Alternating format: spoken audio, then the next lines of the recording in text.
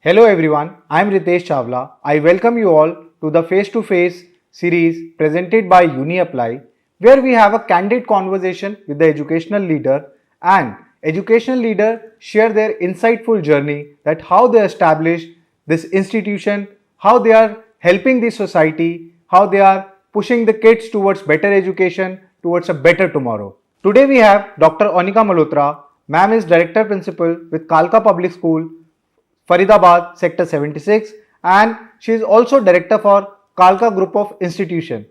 We welcome you, ma'am. Thank you. Ma'am, first of all, we would want to know the journey behind establishing this institution. Well, long back, Madam Asha Mirotra, she had a vision, she had a dream.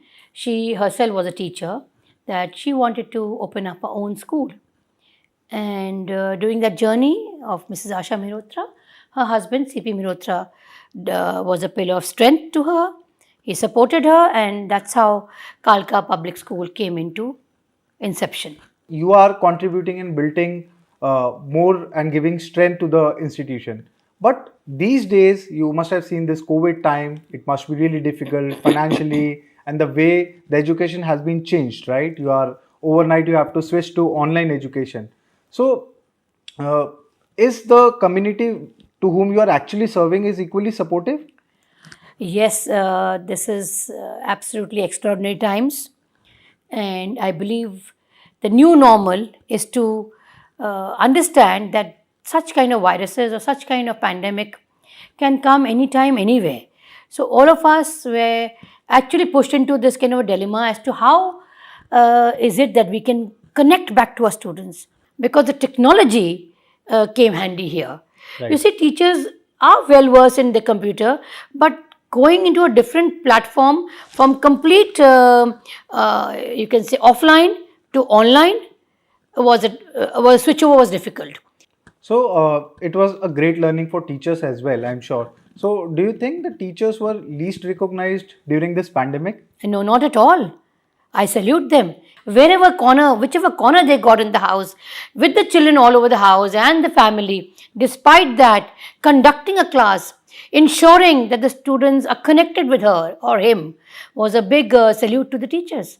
So I would want to know what is the reach of your school and which all areas you cater for your school. See, ours is a very beautiful, eco-friendly campus, almost in 6 acres of land, and a special unit is for sports, Right. plus other activities, in terms of art, culture, skill development, so on. You name it, and we have it. And hence, we feel that the students should come from the near vicinity. The less time spent traveling, the better for the child. Right. So we extend maximum to 8 to 10 kilometers, not beyond that. Even if the child wants to come, we say no, child. It's not beneficial because traveling consumes a lot of time for the child. Is there any specific criteria for the younger kids? Like, do you have any sort of restriction when it comes to the There's admission? no restriction, but yes, I believe that the tiny tots should come within 3 to 4 kilometers. Right. The initial formative years are very important for the child. Right. So the child should be able to understand. There should be a lot of hands-on experience. Experiential learning takes place during that time. So the lesser time spent, the better it is. So the nearest should be for the tiny tots. Ma'am, we also want to know that which all streams are available in the school and what is the admission criteria for the student who are coming post class 10th? Admission comes in when you give quality education as well as a blend of sports and other facilities. And if we have all of them in one package, I think parents are very happy to admit the child in such a school. And we are one of them. Yes, we have tied up with UniApply also, and it's a great help to get a platform which gives you, a feedback and the response, and the parents kind of have a faith in UniApply, and through them we also get a lot of appreciation and support that people are eager to come to your school to get admissions. So this is really wonderful to know that you have made the process hassle free, where parents don't need to put a lot of efforts and waste a lot of precious time, and everyone is busy in 21st century. by your statement, I got to know that your focus is, equally on the sports as well as like you're focusing on academic and equally on the sports. So, do you have any specific criteria or weightage for the student who are coming into lateral entry and and they are from the sports background? So, do you give any sort of preference to them? Yes, definitely. Why not? It's a proud privilege to have such children. After all, ultimately, they'll be creating a name for the nation, and that will bring knowledge to the school also. But yes, if the child has inclination towards it, it's for us to judge as to where the child has an aptitude or an interest. And then we have a range of teachers specialized for these sports.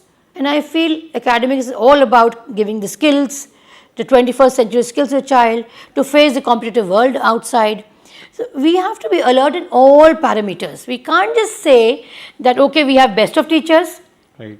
we have best of infrastructure for the sports. How do we blend that? So that blending goes on, timetable is blended. We have block periods for that matter. There are teachers who do stay back and interact with the parents and see that the child is gets the best from the school. Do you have any plan to opening up school in another city? Because the way people are getting benefited out of this area where you are operating actually. We have in New Delhi, we have this 6 acres of beautiful infrastructure and beautiful state of art building here in Faridabad. There is in UP, Meerut, there we have a college. We have a dental college and we have various higher education institute in Meerut, from B Pharma to B.Ed to other in fact our logo is from KG to PG. Okay. So a child who comes to our school from the nursery, kindergarten, finally graduates and goes out, not just schooling. We have a school international abroad, that is Kuwait. It is again a senior secondary school affiliated by CBSE, and a new project is coming up in Bahrain, again a CBSE affiliated school, where we will have CBSE as well as IBA curriculum also. So ma'am, now we would want to know that what school is doing in terms of standing out from others in terms of quality education. Education in India has always been rote learning, and that was kind of a disadvantage to the students. And hence we all is to come up with different ideas so that the child has a curiosity to learn. I for one have travelled all over the world to see the schools abroad. The best education is in Finland. Right. I've been to schools there. I've been to schools of Japan. So various worldwide experiences that we have, we try to assimilate all of them and see what best can be adapted to the situation that we have here. Right. So these openness was then in academics, so that we were able to adapt the best practices worldwide. In fact, ma'am, this was my next question. That what are the initiative, like you rightly said that you have gauged a lot of experience by visiting the school abroad with the purpose of picking up the best and implementing the same in your campus. So let us also understand that what you have picked up, and do you have any upcoming initiative or any of the initiative which is currently running for the academic sessions? Yes, I picked up a few very good things. Yes, the strength of the class is very much less there. So I had fun-filled structured activities. Now, once the class is done, you are not supposed to be just doing question answers or project work. We did kind of, the chapter was reoriented or reframed once again by the students in the classroom. Right. By dividing them into different groups. Let's say we were teaching a skeleton, parts of it, the bones and stuff like that. I'm giving an example. Right. So we gave activity to the child, wherein cutting, pasting was also involved. So hand and eye coordination, motor development, team building, leadership, all these interpersonal skills of the child came up. Right. So it was not just one set of teaching or just discussions. It was a collaboration of all the children getting together to see what kind of learning took place. Right. So when we talk about learning, it is transferring of the knowledge to the child and how much the child has absorbed. Has the learning taken place? So that could have only taken place when we could see what has been taught in the class. Has it been absorbed by the child? Is the child able to do it on his own? Was there any experiential learning that took place? So these parameters for a holistic development child was very important. So we did that, and you should have seen the progress. Even the average child was happily participating in it, was not a backbencher. So the eye of the teacher was always there as to see the class has a range of intelligent, super intelligent, average, and the backbenchers. So the role of a teacher comes in here not to just teach and finish off, but to identify these weak students, the intelligent one, and have a blend. So everybody at the end of the day benefits from what has been taught. So fun-filled activity was one. Then I created a curriculum, Okay. which was called thematic curriculum. Okay. And each month we took a theme. Let's say it was on a family. So that theme was interconnected to different subjects. So is it more That like theme, is it more like learning by doing concept? not only that, as I said, interpersonal skills of leadership, group discussions, tolerance, and whether sharing. So these aspects is also to be imbibed in the child.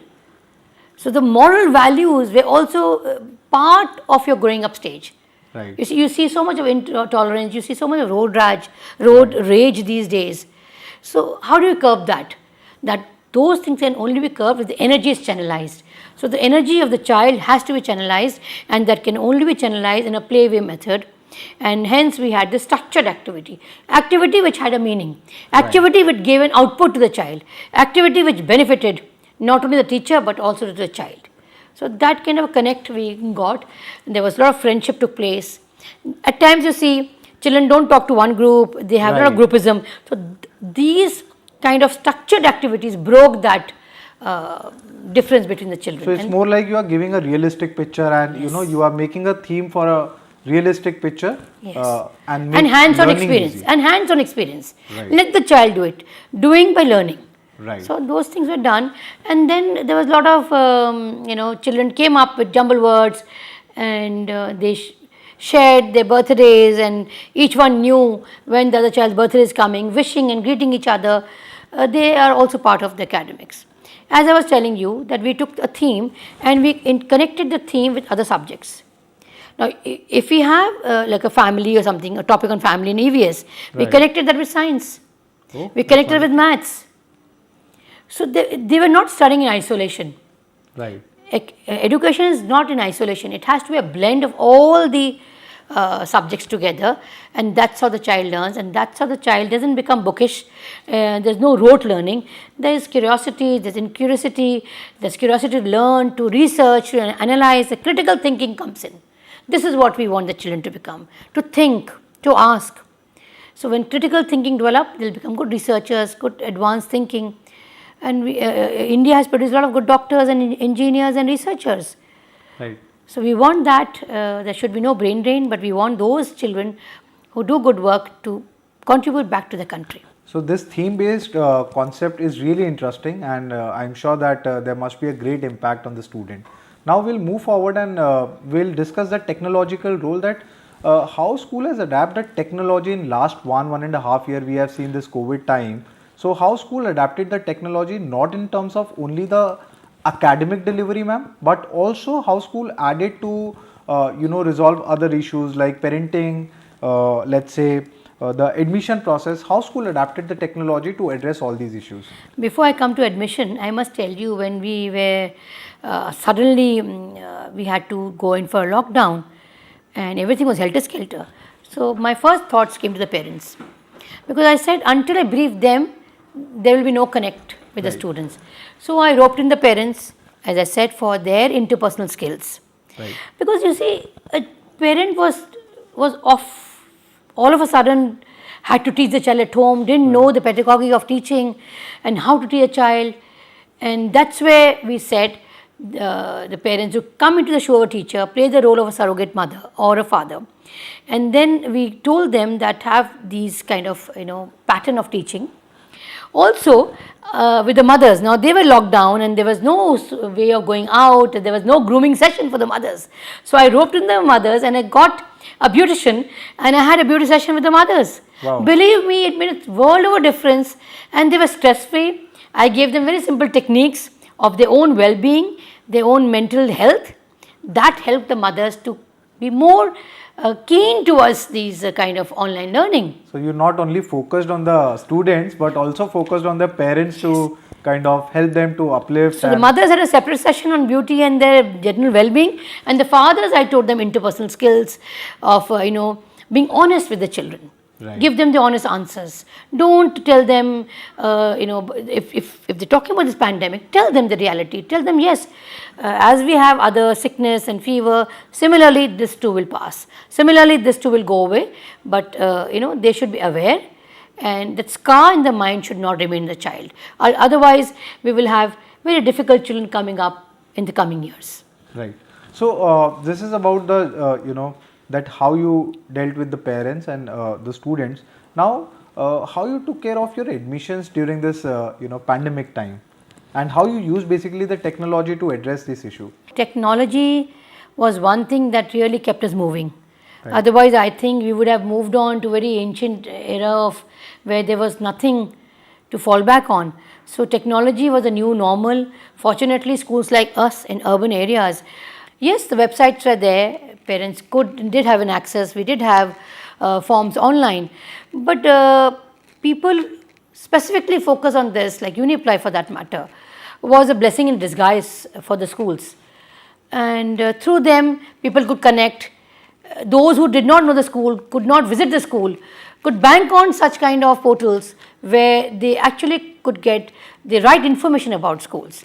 And they came in handy, and they could connect with them, and this UniApply could send us the forms, and we had a kind of a Zoom meetings with them, interact with them. Their details were with us, and once we had interaction with them, it was easy for us to do the admissions. The point here was that losing a one day of academy of the child would have been a big loss for the child. Sitting at home and not being connected with a peer group, not connecting with the teachers would have really hampered the growth of the child. And hence, UniApply came in as a kind of a tool which could connect the school and the parents, and they could get the admission easily and start the academics without a delay. So let us also understand, ma'am, do you have any incidents where a parent has contributed for your school and help other parents also? Yes, very much. In fact, parents were ever eager. It was very happy to partner with them in such times. And yes, we have a list of parents who are specialized in their own fields, but we never really had to call them. They came up on their own and they said, ma'am, there's a lot of stress and mental pressure on the parents, and some who are not able to cope up with this kind of pressure. And if you want, we can take some webinar with them. And I absolutely loved the idea. Parents got involved, and these parents took the classes. Since they were also parents, so they could also easily connect on the mindset of the parent. What were they going through? So they got them on board, and there's quite a stress buster. At times like this, we needed it. And on a lighter note, there were mothers who were expert in cooking. Right. And times like this, when you couldn't go out and get vegetables and stuff like that, what best could be to make whatever is there at home, and out of that make something more creative. Right. So mothers roped in, and they gave in the cooking lessons, which is on a dietary note, on something to make for the kids, something more innovative, more creative, because the tantrums of the kids were also there as to eat something different. And since they couldn't go out, they couldn't make it more fancier, but whatever was at home, they gave from that ideas. The mothers gave in, and gave in a lot of cooking classes for the children. So there was a significant contribution of the parent in Kalka Public School, where parents voluntarily contributed and help others to learn and mentally de-stress. Because I keep telling them, this is your second home. If where you are staying is your home, the school is your home too. Right. So until you give that feeling of love and affection to children, you tell them that you belong to me, you are ours. Only then you get that kind of response from the parents. Right. And I'm very, very blessed to have this affection and kind of respect that the parents give to the school. So ma'am, what according to you UniApply has contributed for the parents or for the school with respect to the admissions? Well, it's a blessing in disguise, because you see, pandemic or no pandemic, the future is technology. And what best can the school expect where the admissions are handled so systematically, so well planned and organized, and so authentically. Right. It has to be authentic, it has to be trustworthy, and this is the character I would like to define for Uniapply. It has been a real help during pandemic and now too.